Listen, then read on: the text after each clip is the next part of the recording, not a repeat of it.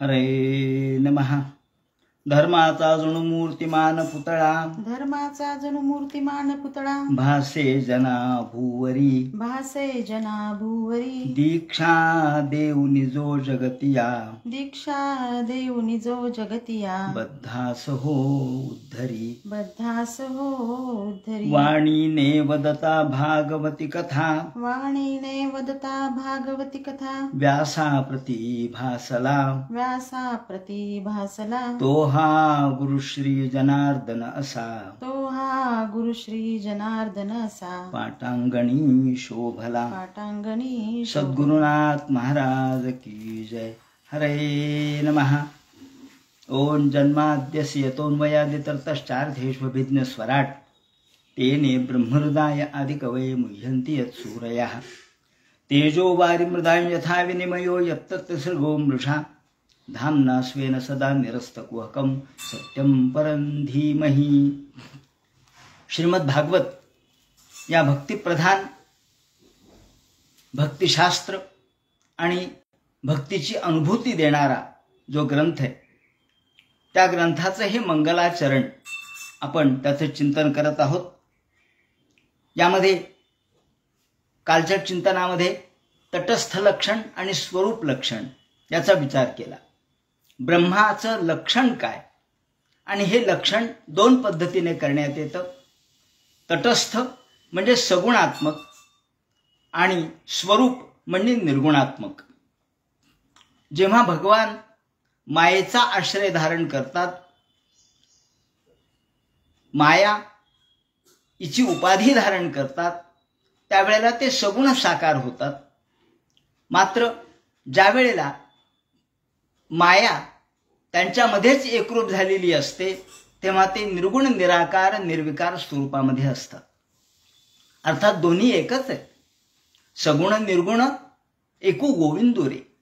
सगुण आणि निर्गुण याच्यात फक्त तुम्हाला आविष्कार झाला म्हणून सगुण।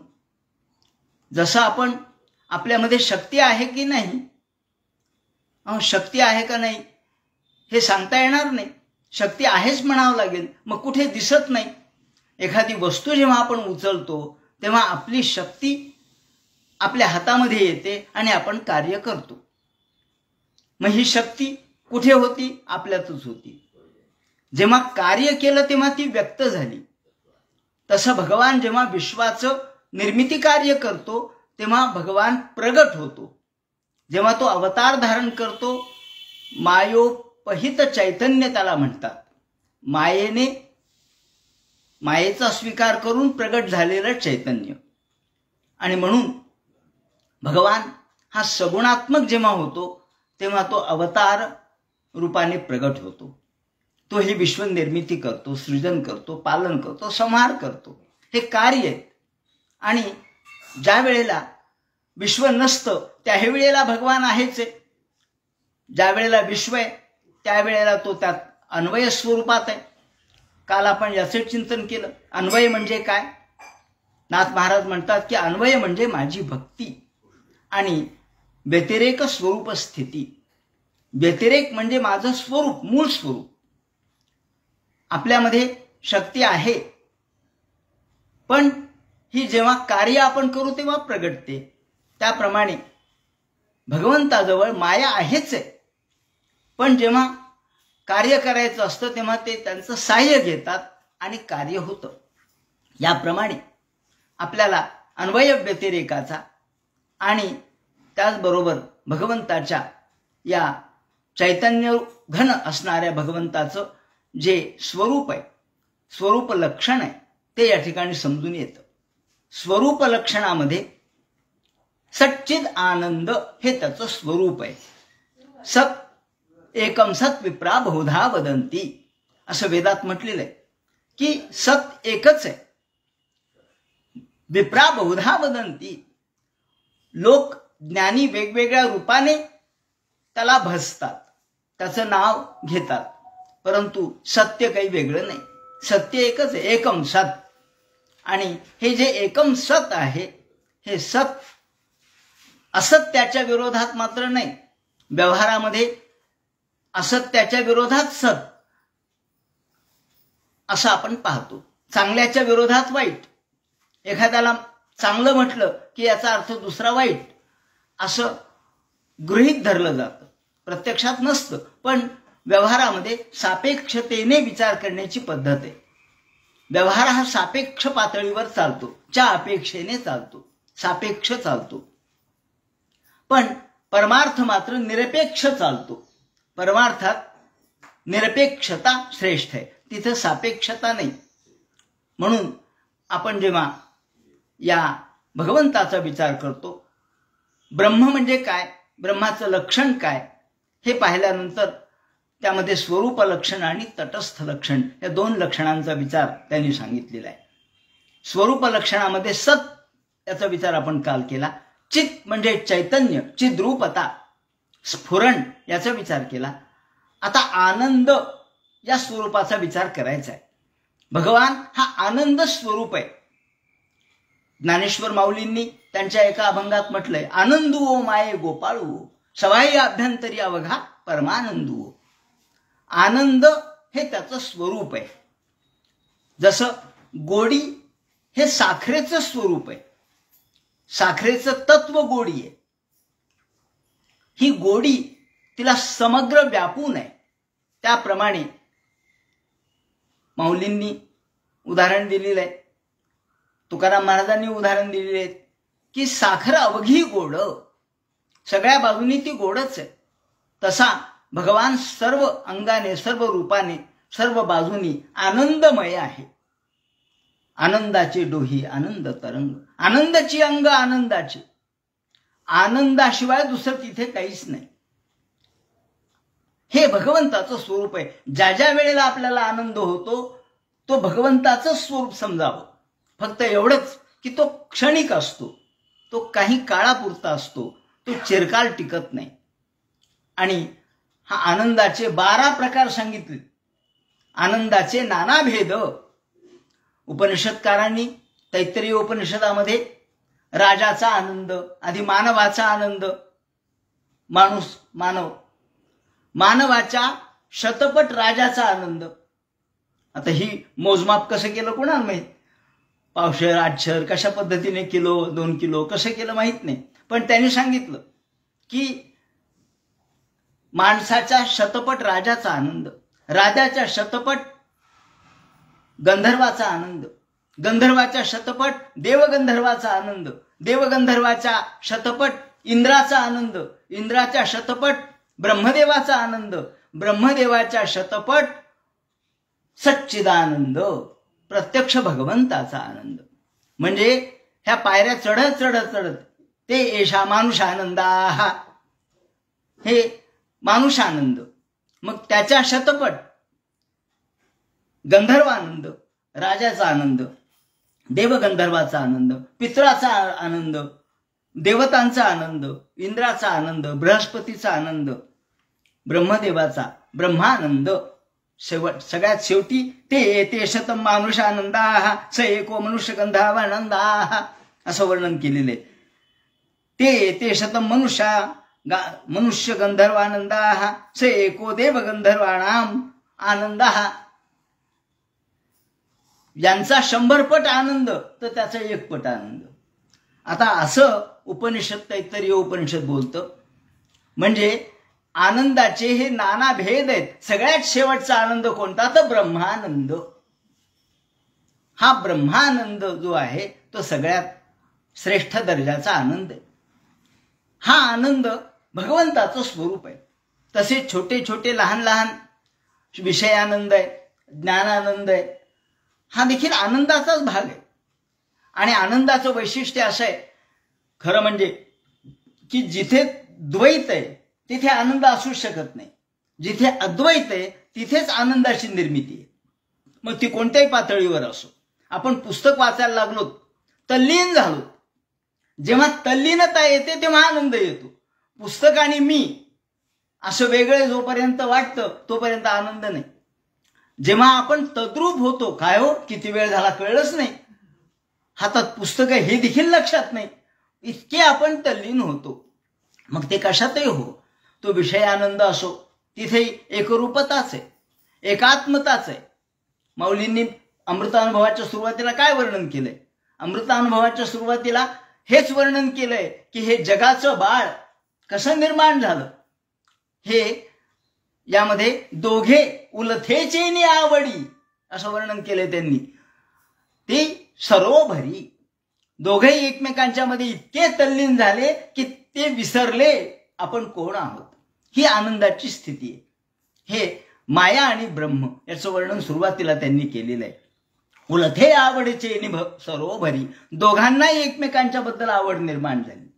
दोघेही एकमेकांमध्ये तल्लीन झाले आणि ही स्त्री पुरुष नामभेदे शिवपण एकले नांदे. माऊलींनी अमृतानुभवात म्हणलंय स्त्री पुरुष नामभेदे पण शिवपण एकले नांदे. नाव स्त्री असेल, नाव पुरुष असेल, त्यांच्यात भेद असेल, त्यात लिंगभेद असेल, नामभेद असेल, स्वरूपभेद असेल, पण त्यात एकात्मता कशाची? शिवत्वाची आहे. शिवपण एकले नांदे. ही शिवत्वाची, कल्याणत्वाची, आनंदत्वाची जी एकरूपता समरसतेची आहे.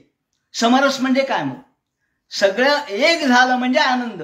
गाणं चाललंय, समजा गाणं चाललंय, गायक गातोय, तो चालला, गायक गातोय काळी 2 मध्ये, तबला 1 मध्ये आणि पेटी चालली 3 मध्ये. अरे हे काय गाणं आहे का म्हणले? हे गाणं नाही. बेसवर हे गाणं नसतं. जेव्हा 3 गोष्टी एक होतात, गायक असो, वादक असो, संवादिनी वाजवणारा असो, हे जेव्हा एका स्वरात गातात तिथे आनंद निर्माण होतो. नाद ब्रह्म मूर्तले गंगा पया सळले पतिव्रते आले वृद्धाप्यका. ही नाद ब्रह्माची अनुभूती. नादाला सुद्धा ब्रह्म कधी म्हणलंय? एकात्मतेमध्येच म्हटलंय. जेव्हा हे 3 स्वर एक होतात, स्वर ब्रह्म विभूषिताम. नारदाला जी ब्रह्मवीणा दिलेली आहे त्यांनी वर्णन केलंय स्वर ब्रह्म विभूषिताम. स्वर ब्रह्म त्यातून निर्माण होतं, त्याच्या मूर्छनेतून स्वर ब्रह्म प्रगटतं. मग ब्रह्माची अनुभूती कधी येते? एकात्मतेशिवाय येत नाही. एक झाल्याशिवाय आनंद निर्माण होत नाही. हे माझं आत्ताचं विवेचन आहे की एक आपण जेव्हा एकाकार होतो, काला कशासाठी म्हटलंय? झाला भक्तू भज्य कालो वा. भक्तीच्या घरी माऊलींनी म्हटलंय अमृतानुभवात. भज्य आणि भक्त हे एक झाले तेव्हा काला झाला. कुठे? भक्तीच्या घरी.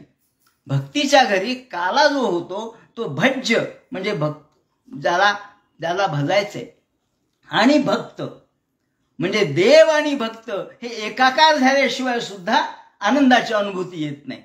ही जी एकाकारता आहे, काला शब्दाने एकाकारता व्यक्त केली आहे.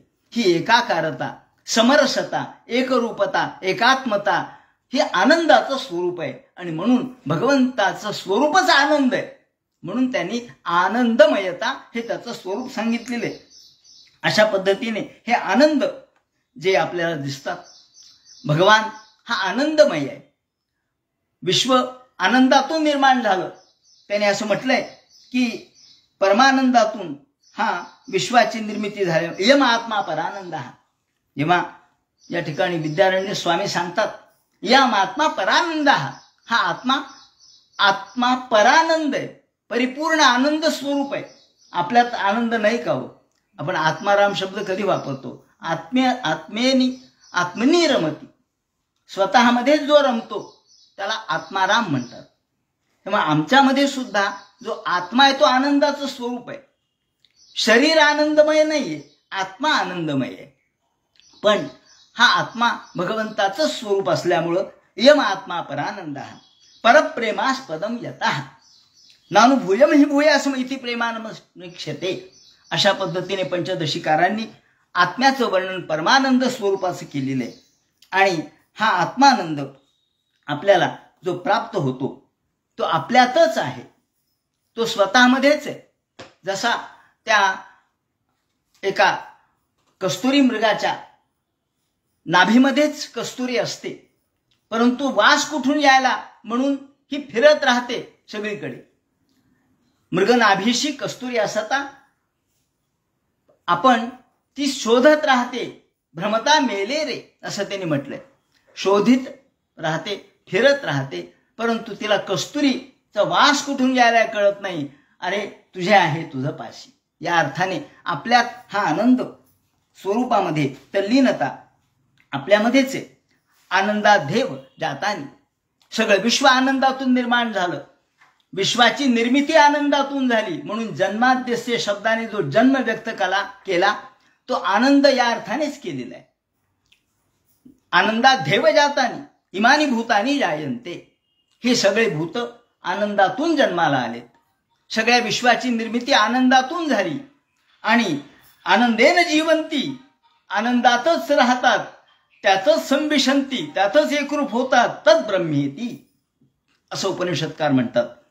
याप्रमाणे यामध्ये आपल्याला आनंदाचं स्वरूप पाहत असताना भगवान हा आनंद रूप कसा आहे, तो सच्चिदानंद घन कसा आहे आणि या आनंदामध्ये तरतम भाव जरी असला, विषयानंद अल्प दर्जाचा असेल, ज्ञानानंद त्याचा वरचा दर्जाचा असेल, पण सगळ्यात श्रेष्ठ दर्जाचा ब्रह्मानंद आहे. आणि म्हणून ब्रह्मानंद सहोदर, संगीताला किंवा ज्ञानाला ब्रह्मानंद सहोदर म्हटले. ब्रह्मानंदाचाच भाऊ म्हणजे हा आनंद आहे. पण ब्रह्मानंद हा सर्वात श्रेष्ठ दर्जाचा आनंद हे भगवंताचं स्वरूप आहे. आणि या आनंदामध्ये जो तल्लीन होतो त्यालाच भगवंताची प्राप्ती होऊ शकते. म्हणून ही परमसत्याची प्रतीती आल्यावर आनंद प्राप्त होतो आणि मग आनंदाची डोही आनंद तरंग. तुकाराम महाराजांच्या सारखे पराकोटीला पोहोचलेले संत महात्मे हे आनंदाची अनुभूती सगळीकडे घेतात. आनंदे भरीन तिन्ही लोक सारखे उच्चार माऊली करतात किंवा आनंदाचे आवारू मांडू जगा असंही म्हणतात. तेव्हा आनंद हे भगवंताचं स्वरूप, आनंद हे त्याचं स्वरूप लक्षण आहे. या दृष्टीने परमानंद या ठिकाणी त्यांनी वर्णन केला आणि भगवंताच्या ह्या आनंद स्वरूपामध्ये आपल्याला जी एकरूपता प्राप्त होते ती भगवंताचंच चिंतन केल्याशिवाय प्राप्त होत नाही. म्हणून जन्माद्यस्य यतोन्वयादि तरतश्चार्थेष्वभिज्ञ स्वराट तेने ब्रह्महृदयादि कवये मुह्यन्ते सूरयः. मग हे जे भगवंताचं स्वरूप लक्षण त्यांनी सांगितलं ते सांगत असताना सच्चिद आनंद हे त्याचं स्वरूप लक्षण सांगितलं. आणि मग ते म्हणतात की असा हा भगवान तटस्थ लक्षणामध्ये अस्य विश्वस्य जन्मस्थितीभंगा हा यतो भवन्ति तम धीमहि, त्याचं ध्यान करावं. आम्ही त्याचं ध्यान करतो. आता या ठिकाणी चार्थेष्वभिज्ञ स्वराट, चार्थेष्व या शब्दाने काय व्यक्त केलं तर पंचमहाभूतात्मक सृष्टी व्यक्त केली की ज्यांनी ही पंचमहाभूतात्मक जगदाकार निर्माण केला. आकाश, पृथ्वी, पाणी हे निर्माण केलं. स्थावर जंगमात्मक विश्व, त्याला जन्मादी विकार जे प्राप्त झाले ते परमसत्याच्या स्वरूपाच्या तत्वापासून झालेले आहेत. भगवंतापासून सगळं झालंय, त्याच्या तत्वापासून झालेत. पंचमहाभूत ही निर्मिती जी झाली ती चार्थेष्व या शब्दाने संपूर्ण विश्वाची निर्मिती त्यांनी सांगितली. आणि हे त्यांच्या भगवंताच्या तत्वापासून झालं. तर मग या तत्वापासून झालं असं आपण म्हणतो अन्वयाद इतरतः. मग हे कसं समजून घ्यायचं तर अन्वय आणि व्यतिरेकाने समजून घ्यावं. भगवंताचा अन्वय म्हणजे अनुप्रवेश. जसं फुलामध्ये दोऱ्याचा अनुप्रवेश आहे आणि म्हणून माळ तयार झाली. आपण जेव्हा माला बघतो, हार बघतो, माळ पाहतो तेव्हा त्यामध्ये दोरा आहे. मुक्ताबाईंच्या सारख्या श्रेष्ठ दर्जाच्या योगिनी जेव्हा सांगतात की विश्वपट ब्रह्मदोरा ताटी उघडा ज्ञानेश्वरा, हा विश्वपट ब्रह्मदोरा. ब्रह्म हा दोरा आहे. ब्रह्म हे मूळ सूत्र आहे, त्याला सूत्रात्मा असा शब्द आहे. हा सूत्रात्मा आहे, तो मूळ सूत्र आहे. आणि बाकी दिसणारा सगळा आकार, दिसणाऱ्या सगळ्या गोष्टी हे जग आहे. पण मूळ दोरा दिसत नाही, पण फुलं दिसतात, माळ दिसते. माळ दिसली, माळ पाहिली, फुलं पाहिले, दोरा दिसला का? नाही दिसला म्हणे. पण दोरा नाही का? अहो दिसत नाही. अहो दिसत नाही म्हणून काय झालं? म्हणून काय नसतो का? तेव्हा दिसत नाही म्हणून नाही असं नसतं. कशाच्या आधारावर फुलं एकत्र आहेत? तर दोऱ्याच्या आधारावर फुलं एकत्र आहेत. या ठिकाणी हा पट किंवा जे वस्त्र आहे ते विरविरीत झालं नाही, कारण दोरा आहे. म्हणून दोरा हा पक्का आहे. त्याच्या आधारावर वस्त्र आहे. वस्त्र त्यामधला दोरा काढा, वस्त्र नावाची गोष्ट दिसणार नाही. दोरा काढा, फुलं इतस्ततः पसरलेले दिसतील. अंतर्निहित काय आहे? आतमध्ये दोरा हा त्याचं स्वरूप आहे, भगवंताचा आधार या सगळ्या जगताला आहे. म्हणून ते म्हणतात की हे विश्वाला भगवंताचा आधार आहे, याच्या आधारावर विश्व चाललेलं आहे. तू जगदाधार. या दृष्टीने भगवंत हा मूळ तत्व आहे, सूत्र आहे. मूळ सूत्र भगवंत असल्यामुळं सूत्र मणिगणा इव असं वर्णन केलेलं आहे. सूत्रान मणिगणा इव. सूत्रामध्ये ज्याप्रमाणे मणिगणान इव, मणिगण म्हणजे सगळे मणी जसे माळेमध्ये असतात त्याप्रमाणे हे सगळं विश्व, स्थावर जंगमात्मक विश्व भगवंताच्या अधिष्ठानावर आहे. अधिष्ठान सत्य आहे, अधिष्ठान पक्क आहे, म्हणून हे कायमस्वरूपी आपल्याला दिसतात. या दृष्टीने ते म्हणतात की विश्वपट ब्रह्मदोरा. तसं हा दोरा म्हणजे ब्रह्माचा दोरा आहे, ब्रह्माचं सूत्र आहे. आणि आपण हलवले जातो. जसं एखादा त्या सूत्र धारण केलेला एखादा सूत्रधार असतो आणि त्याच्यामध्ये कठपुतलीचे प्रयोग केले जातात. हे कठपुतलीचे प्रयोग करताना सूत्रधाराच्या हातामध्ये सगळे दोऱ्याचे बंडल असतं आणि तो जसं जसं बोट फिरवतो तसे तसे सगळ्या बाहुल्याना असतात. रंगी नटी नाचवी सूत्रधार. रंगमंचावर ज्या आपल्याला बाहुल्या खेळताना दिसतात त्याच्या मागं सूत्रधार आहे. सूत्रधार दिसत नाही, बाहुल्या दिसतात. मुलं म्हणतात पहा ना हो कसे बाहुले फिरायला लागल्यात, बाहुल्या वरती चालल्यात, खाली यायल्यात, पुढे चालल्यात. मग त्याचे वडील म्हणतात अरे बाहुल्याच्या माग सूत्रधार आहे, तो कुठे मला दिसतो? तो तुला नाही दिसणार, पण तो कळला पाहिजे, तो समजून घेतला पाहिजे. तसा भगवान हा सगळ्याचा सूत्रधार आहे. म्हणून चार्थेश्व शब्द वापरलाय. ज्याच्यापासून हे विश्व निर्माण झालं, अन्वयाद इतरतः, याचा अन्वय समजून घेतला पाहिजे, त्याची अनुवृत्ती समजून घेतली पाहिजे, त्याची भगवंताची या विश्वाच्या मागे असलेली जी शक्ती आहे ती समजून घेतली पाहिजे. अर्थेषु हे बोधक वाक्य यामध्ये आलेलं आहे. अर्थेषु म्हणजे आकाश, वायू या सगळ्या भौतिक कार्यामध्ये ईश्वराचं परमतत्व सत रूपाने अन्वित झालं. भगवंत हा सत रूपाने, चित रूपाने आणि आनंद रूपाने या जगात आहेच आहे. तो असल्याशिवाय या विश्वामध्ये पहा ना, कोणालाही विचारा, अगदी लहान किडा मुंगी असू द्या, तिला मरा वाटतं का? मुंगीला सुद्धा मरावंसं वाटत नाही, जगावं वाटतं. ती आपापले बरोबर बारीक बारीक कण तोंडामध्ये घेते आणि चालत राहते. मरावं असं कोणाला वाटत नाही का? ईश्वराची प्रेरणाच आहे ही, आणि हे तत्व ईश्वराचं आहे. म्हणून ते म्हणतात मुंगीपासून ब्रह्मदेवापर्यंत सर्वत्र भगवंताची जी प्रेरणा आहे, जी अनुवृत्ती आहे, ती सत रूपाने, चित रूपाने आणि आनंद रूपाने अन्वित आहे. अगदी गटारीमधल्या किड्याला सुद्धा आनंद वाटतो. तो म्हणतो बस मला आनंद आहे. गंगा जशी पवित्र आहे तसं मला हे गटार सुद्धा पवित्र वाटते. कारण त्याला जसं तो जगतो ते जगणंच त्याला आनंदमय वाटतं. आपण म्हणतो अरे अरे काय किडे आहेत, घाण आपण म्हणतो, कारण आपण त्यापासून वेगळे आहेत. आपल्याला ज्ञान आहे, ते अज्ञानात आहेत. आणि वरच्या दृष्टिकोनातून विचार केला संतांच्या, तर आपण अज्ञानात आहेत. ते म्हणतात काय या संसारामध्ये काय लोळायले ते. आपण म्हणतो नाही मला आनंद वाटतो, नरकातही आनंद वाटतो. आनंद वाटतो का?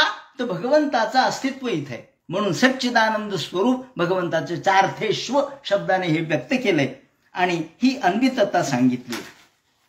या ठिकाणी ईश्वर जगत कार्यामध्ये कशा कार्य कारणीभूत आहे. ईश्वर जगत कार्य करतो. मग तो त्यामध्ये जगाचं काम करतोय, जगाचं कार्य करतोय, तर तो लिप्त आहे का हो त्याच्यात?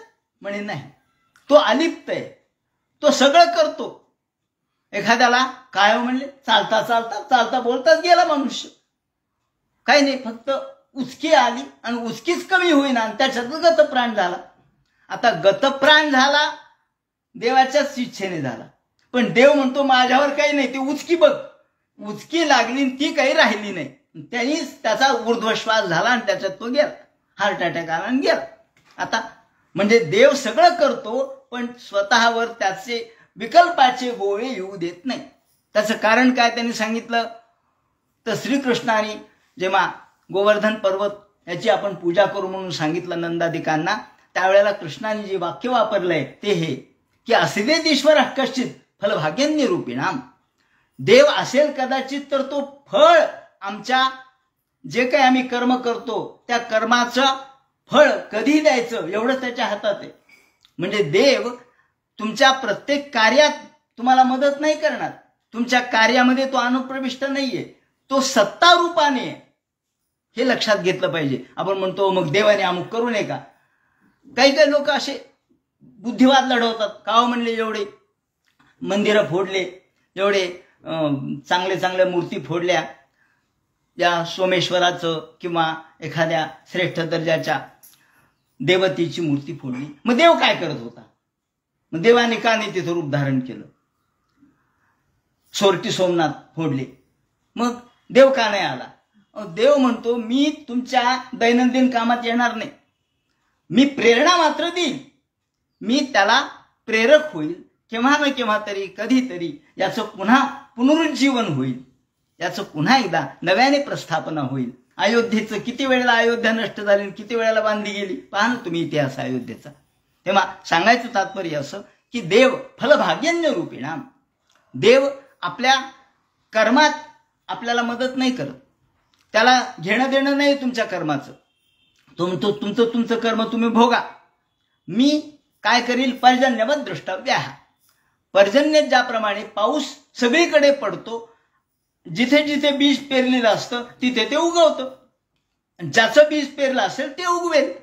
तो बीज हे कर्म आहे, बीज हे प्रत्येकाचं कर्म आहे.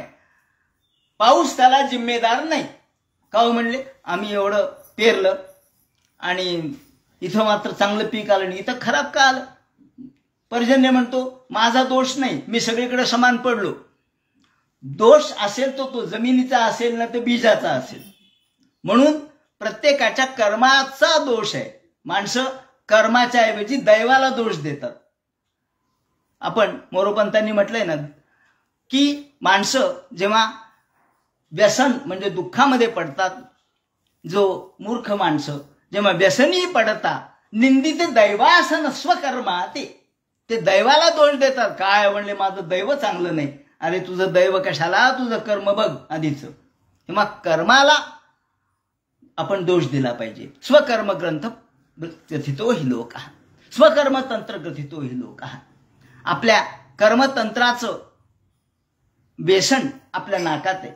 कर्मतंत्राची व्यसन आपल्या नाकात असल्यामुळं आपलं कर्मच आपल्याला बाधक आहे, आपलं कर्मच आपल्याला साधक आहे. दोन्ही गोष्टी आहेत. साधकही कर्मच आहे आणि बाधकही कर्मच आहे. म्हणून देव म्हणतात इथे अवच्छेदवाद म्हणतात याला. अवच्छेदवाद कारण असं सांगितलंय की परमेश्वर हा पर्जन्यवत आहे, बीज गुणानुसार उगवतं. पाऊस जसा पडला, जिथे पडला तिथे पडला, पावसात भेद नाही. म्हणून देव या विश्वाच्या प्रत्येक गोष्टी जिम्मेदार नाही. तो विश्वाला कारण आहे. कोणत्या अर्थाने तर सत्ता रूपाने कारण आहे. जसं आता सत्ता कोणाची आहे? सत्ता दिसते का? साधी गोष्ट आहे. उदाहरणार्थ भाजपची सत्ता आहे असं म्हणा, मग कोण सत्ता दिसते का? नाही. तिला रूप आहे का? नाही. रंग आहे का? नाही. आकार आहे का? नाही. मग सत्तेवर कसं चालतं? तर सत्ता ही जशी निर्गुण निराकार निर्विकार आहे तसा विचार केला तर तिला रूप नाही, रंग नाही. पण सत्तेतले जे लोक आहेत, मंत्रिमंडळ असेल किंवा प्रधानमंत्री असेल किंवा आणखी कोणी मुख्यमंत्री असेल, हे सत्तेतले माणसं आहेत, म्हणजे व्यक्ती आहेत. तसा देव हा सत्ता रूपाने सर्वत्र आहे. त्यांनी त्याचे नेम लोक नेमलेत. इंद्र, चंद्र, वरुण, कुबेर त्यांचे त्यांचे लोक आहेत हाताखालचे, ते काम करतात. सत्ता ईश्वराची आहे, मूळ सत्ता ईश्वराची आहे. त्याच्या सत्तेवर मग हे सप्त ऋषी, प्रत्येक ठिकाणचे सप्तऋषी वेगळे, प्रत्येक युगातले सप्तऋषी वेगळे, प्रत्येक युगातले इंद्र वेगळे, प्रत्येक युगातले ऋषी वेगळे, आणि त्याची त्याची व्यवस्था त्यांनी केलेली आहे. त्याप्रमाणे या सत्ता ही जशी दिसत नाही पण अनुभवाला मात्र येते. सत्ता दिसत नसली तरी ती आपल्याला प्रत्येक व्यवहारामध्ये त्याचं स्वरूप आपल्याला दिसतं, त्याचा अनुभव आपल्याला येतो. त्याप्रमाणे भगवान सत्ता रूपाने या विश्वात आहे. आणि ही कोणती सत्ता आहे तर ईश सत्ता, सच्चित आनंद या स्वरूपाची सत्ता. या दृष्टीने अभिज्ञ स्वराट. आता मग ध्यान कोणाचं करावं? विश्व आणि विश्वंभर यांचा संबंध काय? ध्यान कोणाचं करावं असा प्रश्न याने विचारला. अधिकारण कोण आहे? मग याचं उत्तर त्याच शब्दात देताना अभिज्ञ स्वराट असे शब्द या ठिकाणी वापरलेत. पहिला प्रश्न उपस्थित झाला, जीव आणि ब्रह्म एक आहे ना? जीवो ब्रह्मैवना पराः, शंकराचार्यच म्हणतात. मग जीवाची उपासना करावी. उपासना सत्यम परम धीमहि हा मुद्दा आहे. सत्याचं ध्यान करा किंवा सत्याचं आम्ही ध्यान करतो. आता इथं धीमहि शब्द का आला ते व्याकरण आपण नंतर बघू. पण सत्य, मग जीवाचं ध्यान करावं का? जीव या विश्वाचं कारण आहे का? कारण होऊ शकेल का? ते म्हणे जीव या विश्वाचं कारण नाही होऊ शकणार. त्याचं कारण असं आहे की जीव हा तर अज्ञानी आहे. पहिली गोष्ट, तो अज्ञानी आहे, त्याला ज्ञान नाही. दुसरी गोष्ट म्हणजे तो अत्यंत व्यापक नाही, तो लहान आहे. लहान, त्याची क्षमता मर्यादित आहे. थेंबाची क्षमता मर्यादित आहे. थेंबामध्ये नावा चालत नाहीत. समुद्रात नावा चालतील, थेंबात चालणार नाहीत. का म्हणले? थेंब आणि समुद्र एक नाही का? हा, तत्वाच्या दृष्टीने एक आहे पण तपशिलाच्या दृष्टीने एक नाही. समुद्रामध्ये नावा चालतात, थेंबात नावा चालणार नाहीत. थेंबाची क्षमता लहान आहे. त्यामध्ये तत्व एक आहे. पाण्याचं तत्व दोन्हीकडे आहे. तसं चैतन्य तत्व दोन्हीकडे आहे. जीवामध्ये चैतन्य आहे आणि भगवंतामध्ये चैतन्य आहे. पण ते चैतन्य व्यापक आहे, हे चैतन्य फार मर्यादित आहे. जशी ठिणगी असावी त्याप्रमाणे, स्फुल्लिंगाप्रमाणे. मग हे स्फुल्लिंग ताबडतोब भिजून जातं. अग्नी भिजणार नाही पण स्फुल्लिंग भिजून जातं. स्फुल्लिंगात ताकद तरी किती आहे? तसा जीव हा अज्ञानी आहे. दुसरी गोष्ट, इथे अभिज्ञ आणि स्वराट या दोन शब्दांनी अर्थ जे व्यक्त केले ते असे की जीव हा अज्ञानी आहे, तो लहान आहे, त्याला लोकाचा आधार घ्यावा लागतो आणि तो मायेच्या उपाधीत अडकलेला आहे. भगवान हा देखील मायेची उपाधी धारण करतो पण तो मायेवर सत्ता गाजवतो. माया त्याच्या ताब्यात आहे. आपण मायेच्या ताब्यात आहेत. हा फरक आहे. म्हणजे मायेच्या ताब्यात आपण आहोत आणि माया त्याच्या ताब्यात आहे. म्हणून नृत्यंती जो वीक्षण अंगणकता काल स्वभावादिभीर असं जे वर्णन मायेचं या ठिकाणी केलेलं आहे की ती भगवंतासमोर नृत्य करते. भगवंतासमोर ती नृत्य करते आणि भगवंताला तशी ती जीवासमोरही नृत्य करते. जीव तिच्यात फसतो, भगवान फसत नाही. भगवान तिच्यावरती अधिसत्ता गाजवतो, तिला ताब्यात ठेवतो. जीव मात्र तिच्या ताब्यात जातो. तो पराधीन आहे. थोडक्यात जीव हा पराधीन आहे, भगवान हा स्वाधीन आहे. जीव पारतंत्र्यात आहे, भगवान स्वातंत्र्यात आहे. म्हणून स्वराट शब्द आला. म्हणून जीवाची उपासना करायची नाही किंवा जीव या विश्वाचं कारण होऊ शकत नाही, कारण तो स्वराट नाही. स्वेनैव राजते ती स्वराटः स्वयमेव मृगेंद्रता असं म्हटलंय. जेव्हा सिंहाला एखादी शिकार करायची असते तेव्हा सिंह असा विचार करत नाही की आता आपल्याला शिकार करायची आहे तर तलवार कुठून आणावी, बंदूक कुठून आणावी, गोळी कुठून आणावी, कोणाचं साह्य घ्यावं. नाही, त्याला शिकार करायची तर तो ताबडतोब बरोबर अशी उडी मारतो की ती उडी कधीच फसत नाही, चुकत नाही. शिकार ताबडतोब गाठतो आणि त्याच्या नरड्यालाच धरतो. मग मात्र तो सोडत नाही. तो कोणाचंही सहाय्य घेत नाही. भगवंतानी जेव्हा पुतनेचा वध केला तेव्हा कोणाचं सहाय्य घेतलं? कोणाचंच नाही. का? तर स्वयमेव मृगेंद्रता त्यांच्याजवळ आहे. स्वतःमध्येच सर्व सामर्थ्य संपन्नता आहे. त्याला म्हणतात स्वराट. आपल्याला जेव्हा अंधार पडतो तेव्हा आपल्याला बॅटरी घ्यावी लागते, दिवा लावावा लागतो, काहीतरी कंदील तरी घ्यावा लागतो, प्रकाशमानता करावी लागते. पण सूर्याला कोणाकडून प्रकाश उष्णा आणावा लागत नाही. सूर्याला कोणाकडून प्रकाश उष्णा कशामुळे आणावा लागत नाही? सूर्य स्वतःच प्रकाशमान आहे. अवघा प्रकाश नाही होणे जाणे नाश. सगळीकडे प्रकाशमयता आहे, तिथे अंधाराचा प्रश्नच नाही. तसा भगवान हा स्वयंपूर्ण आहे. स्वयंपूर्णता आपण आता म्हणतो ना, भारत स्वयंपूर्ण झाला पाहिजे. ही स्वयंपूर्णता ठीक आहे, भगवंताचीच आहे. भगवंत हा स्वयंपूर्ण आहे आणि म्हणून स्वराट शब्द आला. जीव या विश्वाचा करता नाही, विश्वाचं कारण होऊ शकत नाही. मग आता ते म्हणतात बरं विश्वाचं कारण जीव नाही होऊ शकत, हे मान्य झालं. मग माया का होऊ शकत नाही हो? ते म्हणतात माया देखील जगाचं कारण होऊ शकत नाही किंवा जग त्यातून निर्माण होऊ शकत नाही. त्याचं कारण माया सुद्धा, मायेला स्वतःचं अस्तित्व नाही. कुठे माया दाखवा. मा म्हणजे नाही, या म्हणजे जी. जी नाही ती माया. माया मुळातच भ्रममूलक आहे, ती भ्रमात्मक आहे, ती आभासात्मक आहे. मग आभास काय खरा असतो काय? ती आभासात्मक आहे आणि तिला स्वतःचं अस्तित्व नाही. सावलीला स्वतःचं अस्तित्व कुठे हो? नाही. सावली ही एखाद्या वस्तूची पडते, पण सावलीला स्वतःचं अस्तित्व कुठे आहे?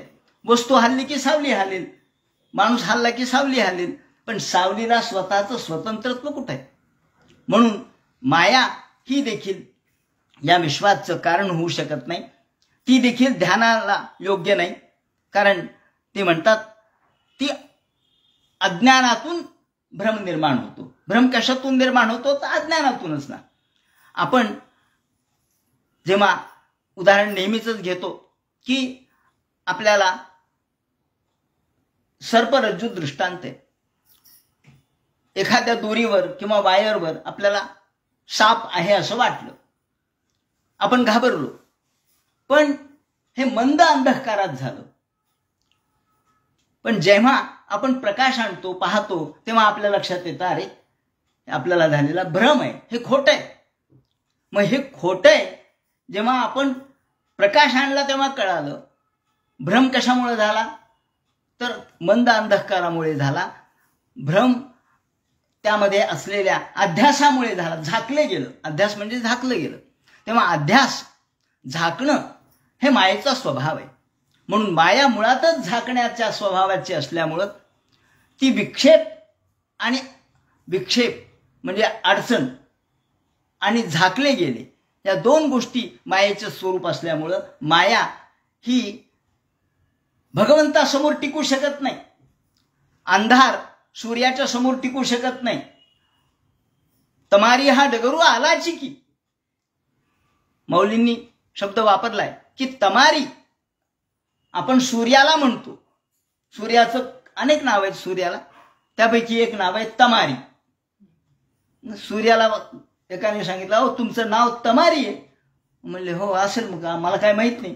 ते म्हणले तम म्हणजे अंधार, तुमचं त्याचं भांडण कधी झालं हो? म्हणले तुमचा त्याचा संघर्ष कधी झाला? ते म्हणले मी त्याला पाहिलंच नाही, तर संघर्षाचा काय प्रश्न आहे?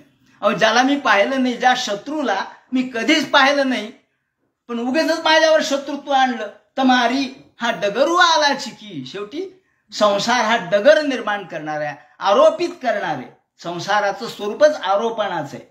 म्हणून आरोप, अध्यारोप, वेगवेगळ्या प्रकारचे आरोप असो, अध्यारोप असो, हे सगळे मायेचे स्वभाव आहेत. आणि म्हणून जेव्हा तम म्हणजे अंधार सूर्याने पाहिलाच नाही, तर मग तमारी शब्द आपण कशामुळे वापरला? ते म्हणाले अहो आता आपल्या व्यवहारामध्ये त्याच्याशिवाय द्वैताशिवाय बोलताच येत नाही. द्वैतातच सगळे व्यवहार चाललेले असतात आणि परमार्थ तर अद्वैतात चाललेला आहे. निवृत्तीनाथांनी एका अभंगात खूप चांगला शब्द वापरलाय. ते म्हणे अद्वैताच्या घरी द्वैताचा दुष्काळ, प्रपंच उपाशी मेला रया. प्रपंच मेला म्हणले उपाशी का? तर अद्वैताच्या घरी द्वैताचा दुष्काळ. अद्वैताचं घर आहे तिथं द्वैताचा दुष्काळ आहे. तिथं दुष्काळ आहे पण द्वैताचा आहे. आणि त्यामुळं प्रपंच उपाशी मेला रया, द्वैताशिवाय प्रपंच होत नाही म्हणून तो उपाशी मरतो. सांगायचं तात्पर्य असं की या ठिकाणी आपल्याला माया ही द्वैतातून निर्माण होते, त्यामध्ये असलेल्या अध्यारोपातून निर्माण होते.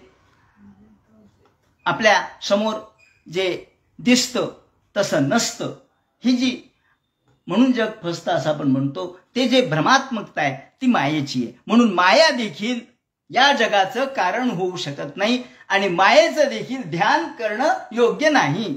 मग कोणाचं ध्यान करावं? ते म्हणतात स्वराटेने ब्रह्महृदय आदि कवये. हो म्हणले मग आता ब्रह्मदेव याच्यापासून सृष्टी निर्माण झाली, मग ब्रह्मदेवाचंच ध्यान करावं. ते म्हणले नाही, ब्रह्मदेव देखील या विश्वाचं कारण होऊ शकत नाही. म्हणले कशामुळं? हिरण्यगर्भ समवर्तताग्रे भूतसेजातः पतिरेका आसीत. वेदांनी म्हटले हिरण्यगर्भ समवर्तताग्रे.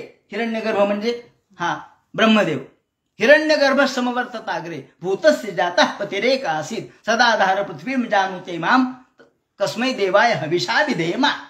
आम्ही कोणत्या देवाचं ध्यान करावं? मग त्यांनी सांगितलंय ब्रह्मदेव सुद्धा 2 परार्ध आयुष्य आहे त्यांचं. फार फार जगला माणूस, चिरंजीव झाला म्हणून काय झालं? खूप जगला म्हणून काय झालं? 2 परार्ध झाल्यावर ब्रह्मदेवाला देखील मृत्यू आहे. मग जो मर्त्य आहे, जो मर्त्य म्हणजे म्रियमाण आहे, त्याची उपासना करून काय मिळणार आहे? तुम्हाला काय अमरत्व मिळणार आहे का? नाही. जो मर्त्य आहे, जो म्रियमाण आहे, त्याची देखील उपासना करणं योग्य नाही. आणि त्यांच्यापासून विश्व निर्माण झालं हे म्हणणं जरी खरं असलं तरी ते परिपूर्ण अर्थाने खरं नाही. कारण ब्रह्महृदय आदि कवये. व्यास म्हणतात ब्रह्महृदय, ब्रह्मदेवाच्या सुद्धा हृदयामध्ये भगवंतांनी ज्ञानाचा प्रवेश केला आणि मग त्यांना कळालं. नाही तर काहीच कळत नव्हतं. मी कशासाठी जन्माला आलो? गोल गोल फिरायला लागले, पाहायला लागले, सगळीकडे पाणीच पाणी. मग शेवटी कमलनालात गेले, तिथेही काही कळेना, पुन्हा वरती आले आणि मग स्तुती केली, देवा मला काही कळेना, मला ज्ञान सांग. आता ब्रह्मदेव असल्यामुळं त्यांना बाकीच्या इतर लोकांच्या सारखं ज्ञान सांगायची गरज लागली नाही. बाकीच्यांना ज्ञान द्यायला कुणीतरी समोर असावं लागलं. पण ब्रह्मदेव हे स्वतःच ब्रह्मदेव आहेत, त्यामुळं तेवढी त्यांची क्षमता आहे. म्हणून हृदय आदि कवये, त्यांच्या हृद कमलात भगवंतांनी प्रवेश केला आणि त्यांना अंतःकरणातच ज्ञान दिलं, अंतरंगातच ज्ञान दिलं. त्यांना बाहेर कुणीच नव्हतं, उभं बाहेर कुणीच नव्हतं. पाया पडू गेले तव मीची मी एकली, क्षेम देऊ गेले तव मीची मी एकली, आसावला जीव राहो. द्वैत संपलं आणि अद्वैत प्रगट झालं. याप्रमाणे ब्रह्महृदय आदि कवये. लोक आज म्हणतात का हो ज्ञानेश्वरांनी 16व्या वर्षात ज्ञानेश्वरी लिहिली, कधी अभ्यास केला हो, कधी वाचलं? हृदय आदि कवये. अवे पोटातच सगळं केलं त्यांनी, बाहेर यायची गरजच नव्हती त्यांना. पण केवळ जगाच्या कल्याणासाठी त्यांनी जन्म घेतला. हे सगळं पूर्वीच आत्मसात केलेलं आहे. वामदेवाय नमो, ज्येष्ठाय नमो, श्रेष्ठाय.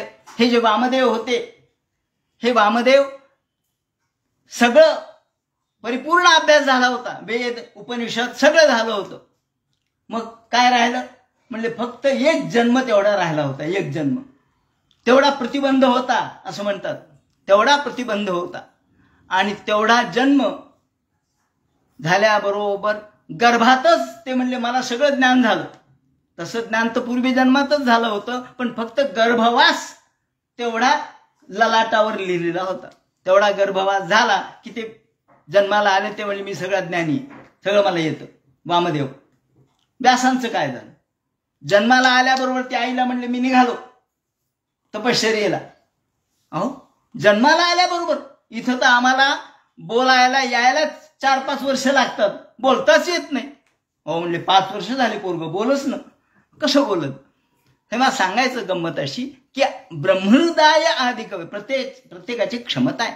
याप्रमाणे ब्रह्मदेवाला भगवंतानी त्याच्या हृदयातच प्रेरणा दिली आणि ते जरी आदी कवी होते, ते आदी कवी म्हणून या ठिकाणी त्यांचं महत्व गायलंय. आदी कवी आहेत ते, श्रेष्ठ दर्जाचे, पण हृदय त्यांना सुद्धा भगवंताच्या प्रेरणेची गरज लागली, हा मुद्दा आहे. आणि म्हणून ते ध्यानासाठी योग्य नव्हेत, ते विश्वाचं कारण होऊ शकत नाहीत. त्यांना मनाद्वारे हे ज्ञान त्यांनी प्रसृत केलं. ब्रह्महृदय आदी कवये मुह्यन्ति यत् सूरयः. ज्या भगवंताच्या ज्ञानाचं सामर्थ्य न ओळखू आल्यामुळं हजारो देव सुद्धा, सूरी म्हणजे ज्ञानी असो किंवा देव असो, या ठिकाणी सूरयः अनेक, सूरी शब्द पंडित या अर्थाने वापरला जातो. जसा आपण सूरी दैवज्ञ, सूर्य म्हणजे भास्कर आणि सूरी म्हणजे आचार्य. अनेक आचार्य, अनेक ज्ञानी, अनेक महान भगवंताच्या ज्ञानाचं महात्म्य न कळल्यामुळं मुह्यन्ति, मोहित होतात. मोठमोठे लोक सुद्धा मोहित होतात. मोठमोठे लोक सुद्धा भगवंताचं ज्ञान समजून न आल्यामुळं, माया न कळल्यामुळं मोहित होतात. अहो, शंकरासारखे महादेव ते देखील मोहित झाले मोहिनीच्या रूपाला, तर बाकीच्यांचं काय कथा? तेजोवारी मृदा यथा विनिमयो. आणि मग आता त्यांनी एक दृष्टांत दिलाय. म्हणजे सूत्र जरी असलं तरी त्या सूत्रामध्ये पुन्हा सूत्रात्मक दृष्टांत दिलाय.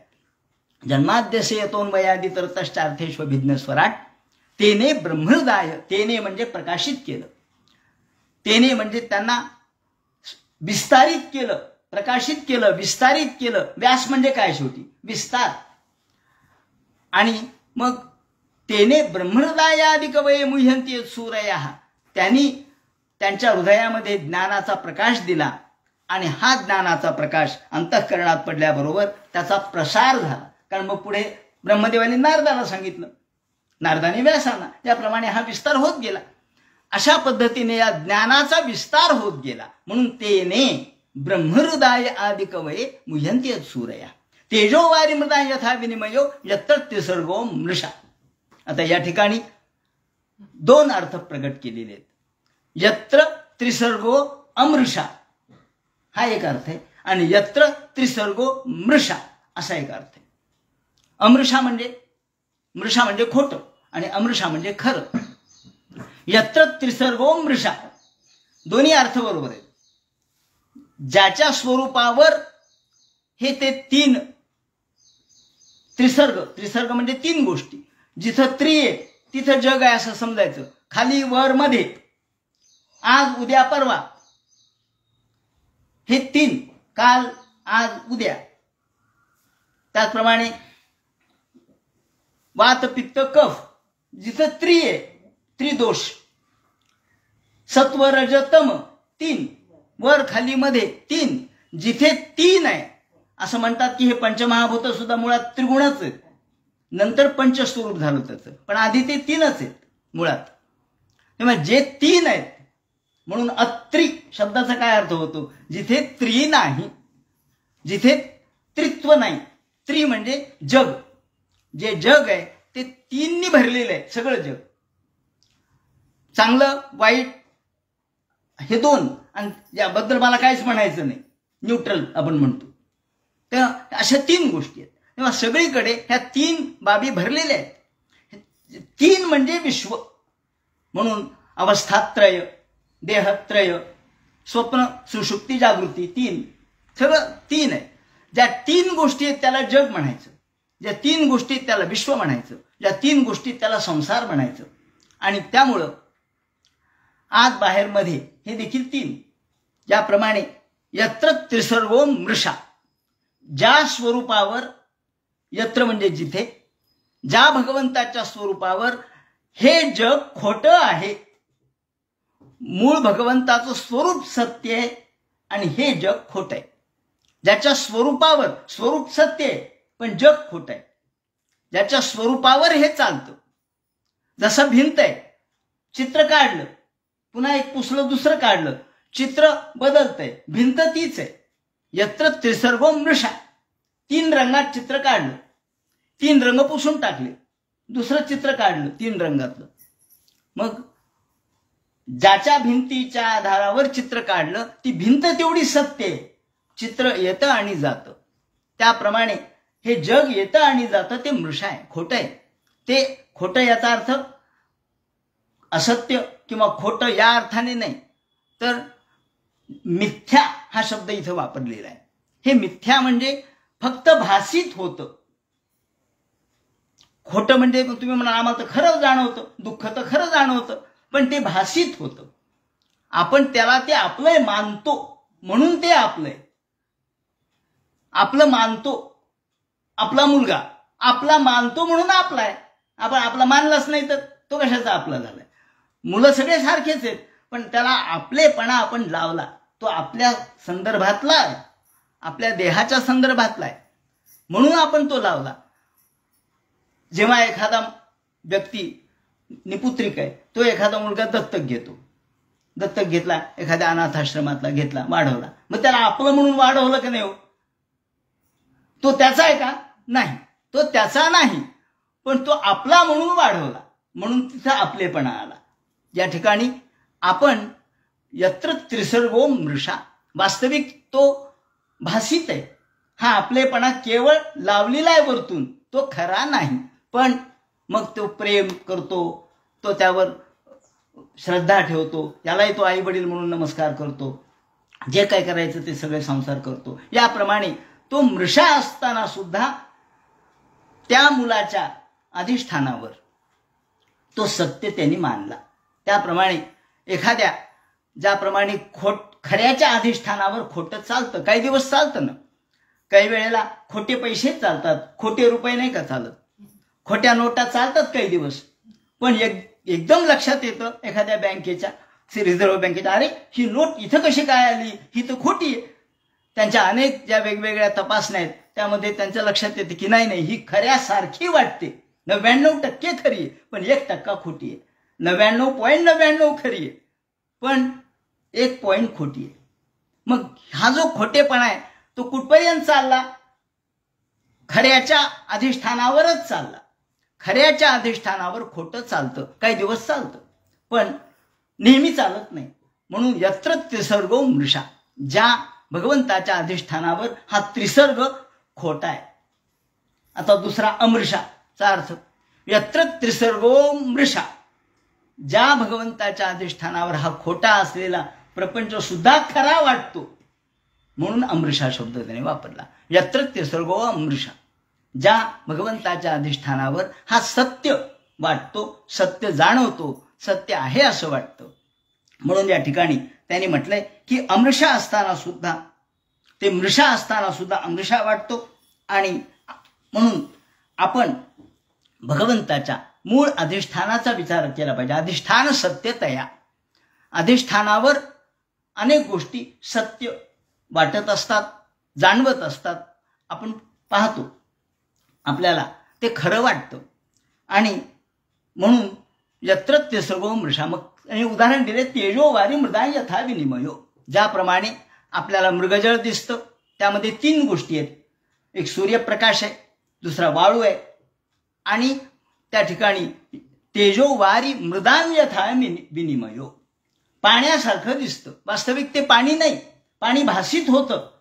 तेजो वारी मृदां यथा विनिमयो यत्र त्रिसर्गो मृषा, किंवा कधी कधी काचेवर देखील पाण्याचा आभास होतो, काचेवर पाणी दिसतं किंवा आपल्याला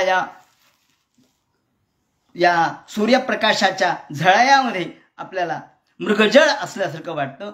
आणि मृग हे अज्ञानी असल्यामुळं ते फसतात, परंतु आपण त्याला मृगजळ म्हणतो, फसत नाही. आपल्याला ते पाण्यासारखं वाटतं कारण पाणी पूर्वी पाहिलेलं आहे, आपण आपल्या मनावर त्या पाण्याचा संस्कार आहे, त्यामुळं पाणी पाहिलेलं आहे, त्यामुळं आपल्याला दुरून हे पाणी आहे असं वाटतं, वास्तविक ते पाणी नसतं. त्याप्रमाणे खऱ्याच्या अधिष्ठानावर खोटं भासलं.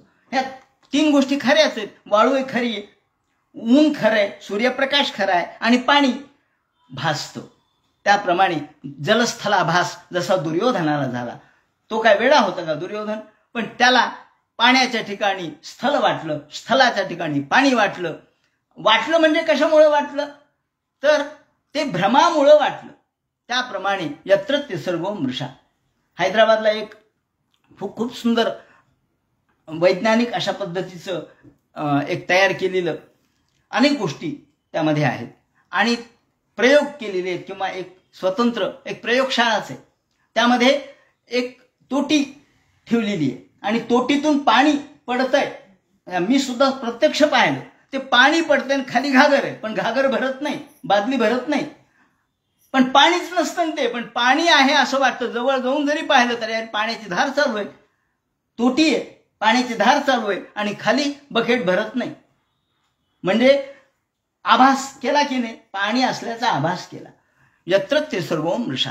हे सत्याच्या अधिष्ठानावरच केला हा सगळा भौतिक शास्त्रीय किंवा आपण ज्याला भौतिक विज्ञान म्हणतो त्याच्या आधारावर केलेले हे प्रयोग आहेत. त्याप्रमाणे ते म्हणतात भगवान सुद्धा हा भगवंताच्या अधिष्ठानावर हे विश्व आम्हाला खोटं असून सुद्धा खरं वाटतं. यत्र ते सर्व मृषा धामना स्वेन सदा निरस्तकुहकम सत्यम परम धीमहि. त्यामुळं या ठिकाणी धामना स्वेन सदा निरस्तकुहकम. हे कुहक म्हणजे अंधार. नवल उदयला चंडांशू मावळवितू विश्वाभासू.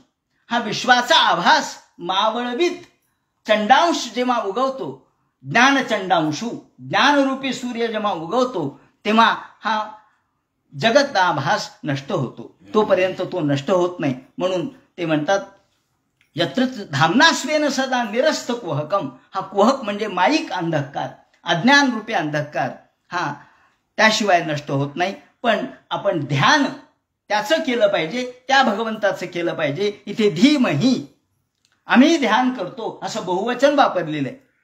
कशामुळे ते बहुवचन आलं? हा खरं म्हणजे आर्षप प्रयोग आहे.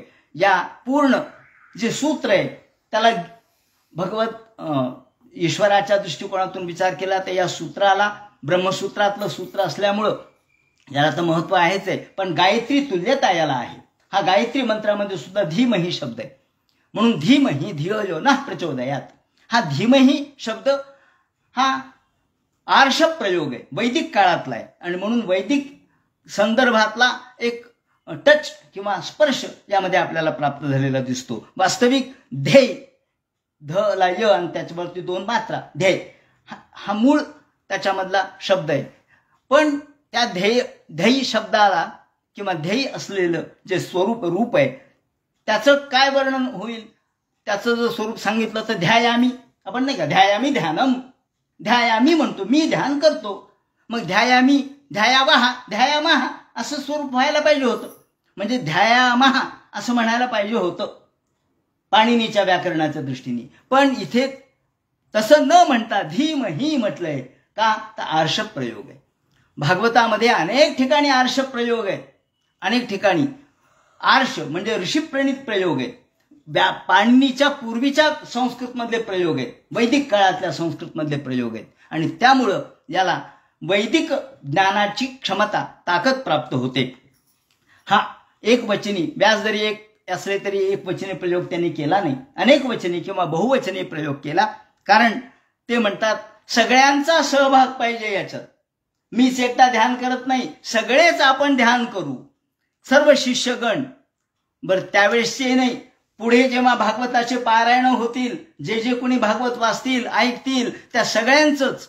म्हणून त्यांचं नेतृत्व व्यास महर्षींनी केलेलं आहे. त्यामुळे वेदातील सूक्त हे सगळे बहुवचनी आहेत. अपौरुषेय वेदाची रचना असल्यामुळं तुकोबांनी जसं तुकोबांच्या सगळ्या अभंगामध्ये आपल्याला बहुवचनी प्रयोग दिसतात. मेणावनी मऊ आम्ही विष्णुदास कठीण वज्र असं भेदवसी. मी विष्णुदास कुठं म्हणलंय? आम्ही विष्णुदास.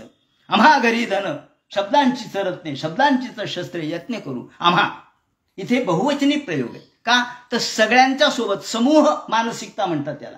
ही समूह मानसिकता या ठिकाणी व्यास महर्षींनी प्रगट केलेली आहे.